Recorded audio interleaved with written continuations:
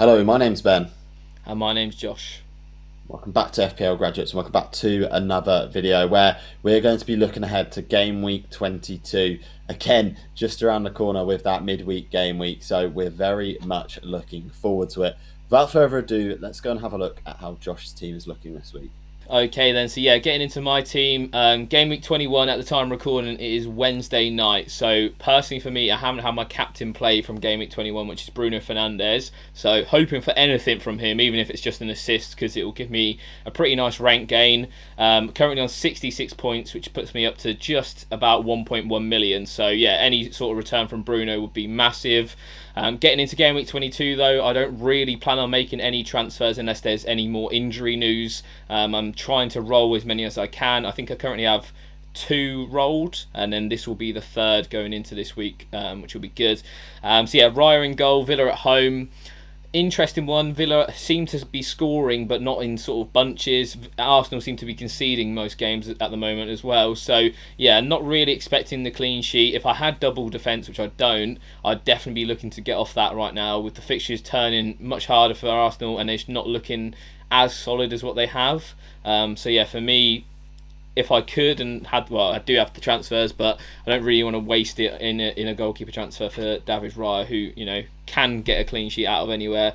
Trent obviously in the defence, more than happy to hold him. I've seen a lot of people looking to sell him before the double in 24.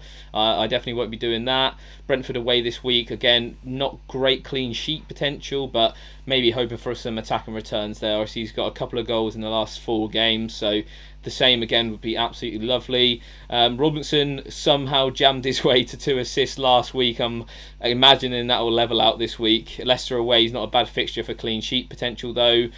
Fulham just have a consistency similar to Villa really, where they just seem to concede all the time despite having really good defensive data, which is a little bit frustrating. The decision in my defence sort of comes down to that 3rd defender. They always seem to get 0, 1 or 2 points most weeks. It's going to be Colwill versus Rico Lewis. Obviously Lewis had the benching last game week, like a little bit of a rest for him, so could play him away at Ipswich, could play Colwill at home at Wolves.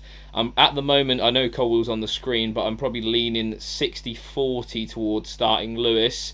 Again, could make a defensive transfer, but I think the fixtures are okay enough to play these 2 guys, despite those 2 defences not being the best. What's your thoughts, Ben, and who would you play in that sort of 50-50? It's a difficult decision, really. I completely agree with your sentiment and your reasoning behind Trent. I think it's silly for managers to be sort of selling him before that double game week. It's very reactionary. He hasn't returned many points in recent weeks, but we all know how explosive he can be. Robinson is a funny one. He's just so much attacking potential. You almost sort of don't need to worry too much about the defensive clean sheets and that sort of thing. In your situation, I'd just keep it simple and play the player that is playing at home. And I think that Chelsea defence is probably going to have a higher EO than the City one. It'll be a difficult one to sort of work out, but I think the clean sheet potential is there, and City are conceding quite a lot of goals at the moment as well. So I don't anticipate too many clean sheets this week from your defence, but if you can get one out of these lot, then you'll be on to a winner. Okay then, so moving on to the midfield, and this is the bit that is definitely the best part of my team in my opinion. We've got Cole Palmer at first, obviously got the goal and 3 bonus points against Wolves in the midweek. Not Wolves, sorry, Bournemouth in the midweek. Wolves this weekend. Could be a good captaincy option. Obviously, I do feel Palmer tends to play better at home. Definitely if you wanted to go against Mo Salah again, he's probably one of the better picks to go for. Obviously, he's just so talismanic to that team. If they are doing well, he's usually a massive part of it. So really nice option there. Obviously, Bruno Fernandes, haven't seen his performance against Southampton at the time of recording. I will hold him through that Brighton at home game. I'm not expecting too much. United tend to struggle against Brighton all the time. So we'll see how it goes. But a home fixture against not the best Brighton defence with a few injuries is not the worst fixture in the world. Anthony Gordon obviously got his goal in game week 21. Happy with his returns at the moment. Since I brought him in, he scored twice. So can't complain with him against this Bournemouth defence, who are quite decent. I think they rank 4th or 5th for defensive data so far this season. So yeah, decent defence to play against. But at St James's Park, it's a bit of a different beast in my opinion. And then yeah, Mo Salah's got the armband at the moment. I'm not put off by that blank. He could have easily returned against Forest if Ola Aina doesn't clear that shot off the line.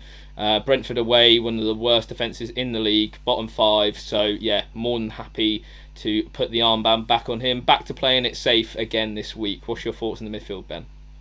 Yeah, I think it's sensible to play it safe this week, given how dodgy Brentford's defence can be at the best of times. So yeah, I think that captaincy shout is solid, despite Palmer having a really good fixture. I don't think you can go against the grain this week and take that risk into the second week in a row, because on another week Salah could have had 1-2 goals.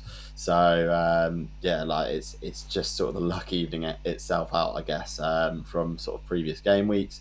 Yeah, the rest of the midfield looks really solid. Like, obviously we don't know sort of at the time of recording how Bruno Fernandes got on. He very well could have created quite a lot in that game week 21 fixture. But yeah, I think the Gordon sort of the move was a good one to make, and you sort of set yourself in quite a nice position with the 2 Liverpool players. You leave yourself open to be able to choose that third Liverpool player for that triple up in a couple of game weeks time.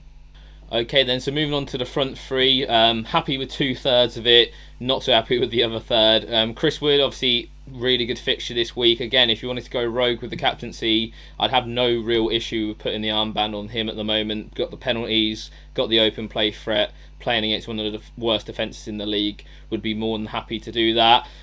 Isak, obviously off the back of 3 returns against Wolves, just so reliable. He's obviously going for the sort of most goals in a row sort of record. I think this is the Jamie Vardy record. So yeah, I expect him to be starting and playing again, despite obviously coming off at 75th minute. We sort of predicted that last week, obviously with the potential hamstring injury that he had. But yeah, more than happy to play him this week against Bournemouth at home.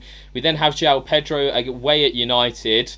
Don't mind playing him, to be honest. I think it could be a game where we see him score. Again, at the time of recording, it's Wednesday night, so we're not sure on his minutes in that midweek game.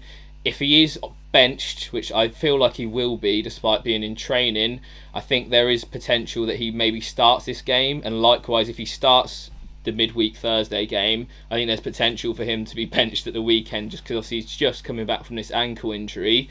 More than happy though to play Morgan Rogers away at Arsenal. I think, like I mentioned with Raya, the Arsenal defence has not been fantastic in the last couple of weeks, obviously since losing a few players. So yeah, I have no qualms either way. When I look at João Pedro replacements, there's just no one really who screams out as fantastic value, and I don't have a lot in the bank. I think I only have like 0.4 in the bank. So yeah, I'll happily keep João Pedro for now. He's proven, throughout the couple of seasons he's been in FPL that he gets points against anyone really. We saw it against Arsenal a couple of weeks ago. So yeah, happy to hold him at the moment.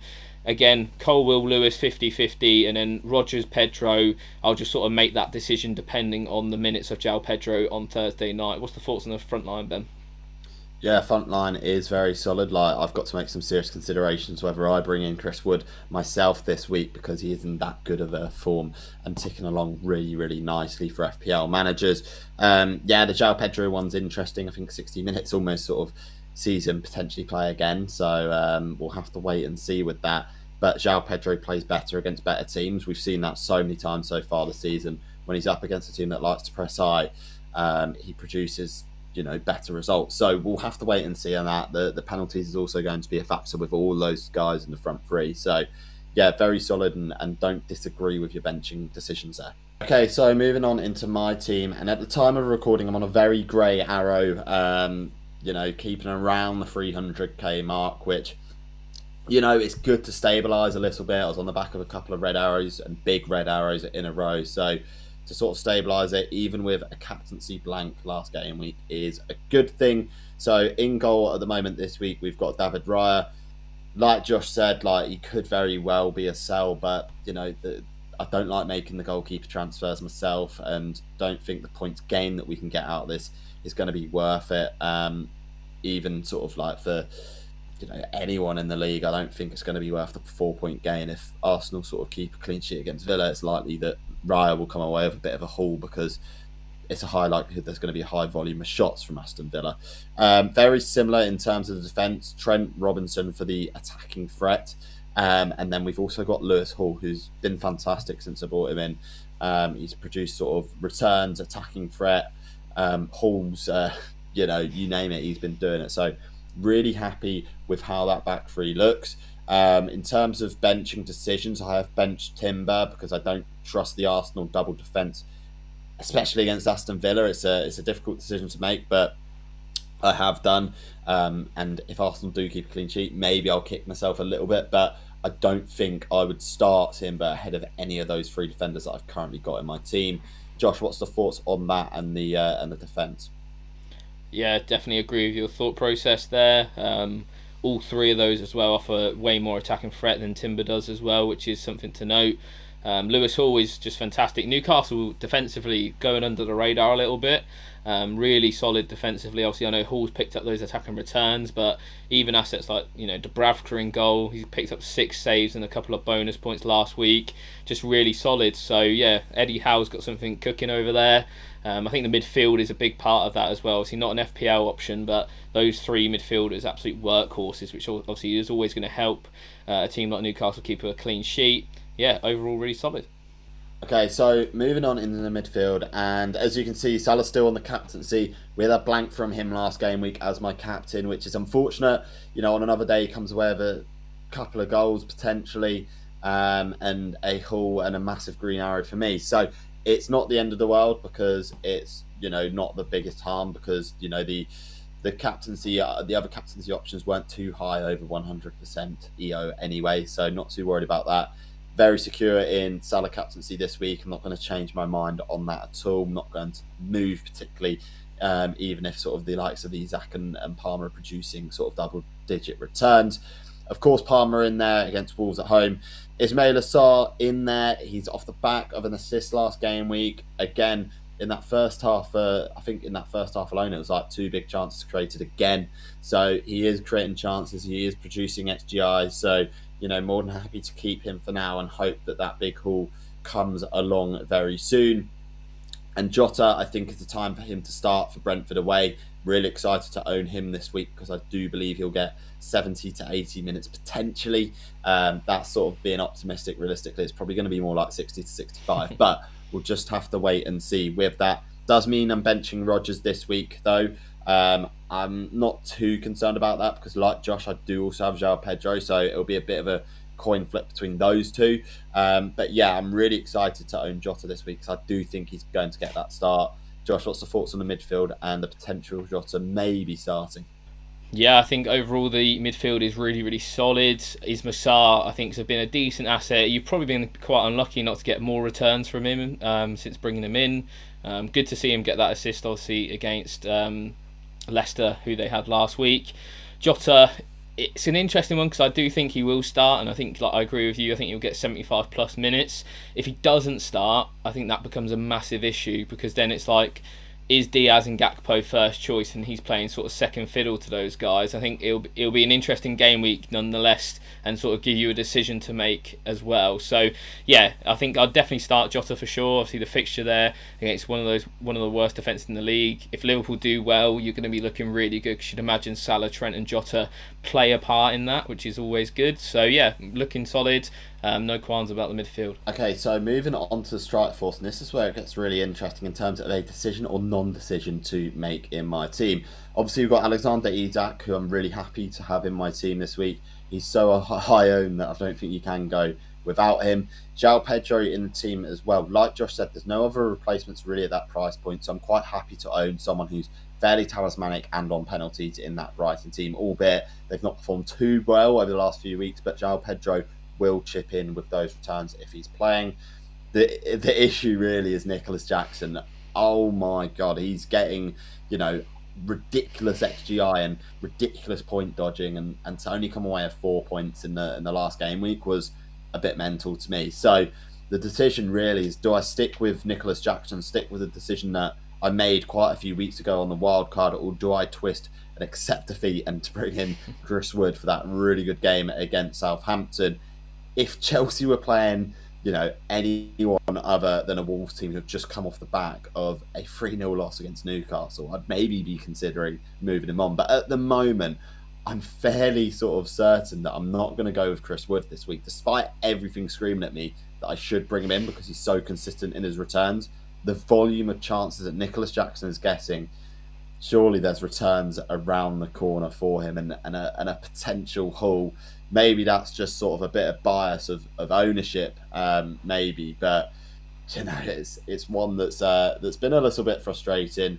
We'll have to wait and see. Like, obviously got 90 minutes in midweek, which I think creates somewhat of a risk, but when Jackson doesn't play, Chelsea just don't play well at all. So he seems pretty crucial in the way that Chelsea build up in particular. Josh, it's a really interesting decision here that I've got to look at making. I'm on sort of team Nicholas Jackson at the moment. Is there a case that you can make for Chris Wood? Yeah, I think there's a massive case to be made for Chris Wood. Obviously, you've got the better fixture this week, no doubt, with Southampton at home. I think that Chris Wood will start as well, which is not something you can say for Nicholas Jackson. Every time he has played midweek or they've had a midweek fixture, he tends to be benched the next game. So I think you've got to pay that into your sort of consideration. Obviously, he may not start against Wolves, which is not. I wouldn't be necessarily shocked. I know obviously they do play a lot better when he is in the team, but Maresca is not really cared about that, and we say that as well. They're still not really picking up any wins during that time when he does come in and start. So yeah, I wouldn't be shocked to see him benched. I think the fixture is good. I wouldn't say it's great. I think Newcastle probably are just a really good team, and that's why Wolves sort of got brushed away. We've seen Wolves do well against sides who have got results here and there. United lost to them 2-0 at Molineux. It wouldn't shock me if Wolves went there and caused Chelsea some problems just with the way that they're playing at the moment. Chelsea haven't won a game in 5 in the Premier League, so yeah, if I'm being honest, I'd be tempted to move him on. I can understand why you would try and keep Jackson. He should have easily hauled against Bournemouth, but I don't know. I feel like we say this every time we talk about him. It's like it should have happened, but he's just not clinical enough, and I don't think that's going to necessarily change anytime soon with him. And you've got someone with Chris Wood who, when he starts, scores goals most of the time. So yeah, I think you can tell which sort of side I'd be edging.